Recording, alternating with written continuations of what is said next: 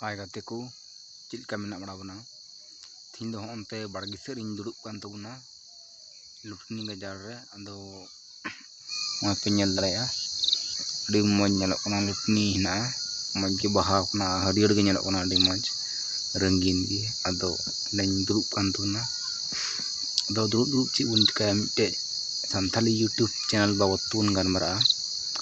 ओका दो कना सगुन बाहा प्रोडक्शन यूट्यूब चैनल पे नेल बड़ा को से बांग बापे नेल बड़ा का खाइन लay बुन गना ओका दो मिटे अडी फेमस वीडियो को अड़ा ले नवा चैनल रे ना एल्बम रे नितुम दो थान संथाल परगना नवा वीडियो तो बुन नेल बड़ा ले या मि जखे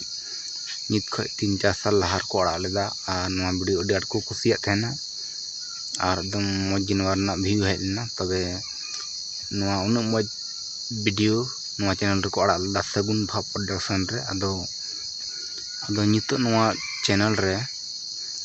2 साल हुई वीडियो डालाव कते लास्ट बार वीडियो डालाव कते 2 साल हुई कना और नितो इन धमते मिटे वीडियो अरी को डालावा अदो उनको नवा गे संदेश इमाव को जेवले उनको वीडियो को डालामा और खाइ दो आको गेनते लॉस को तहना चदा जे ओना जो यूट्यूब चैनल कान तकोआ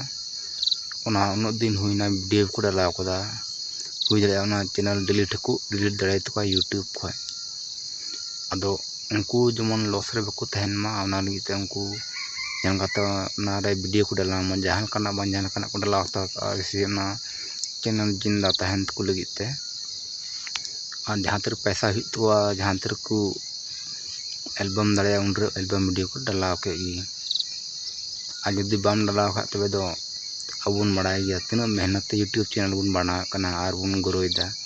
आ ग्रोवा चैनल हम डिलीट किया तबे दो तीना नुकसान रे अंत आमगेम तहनो तो ओनागे नो संदेश एम सनाइदिंग ना उनको जमन उनको वीडियो को डालामा और प्रॉफिट रे को तहनो मा नवागे तहलना तिया टॉपिक दो तुन तबे दलाइन दो चला लेंग बुन ओड़ा से दक्का को से इथिन बड़ायना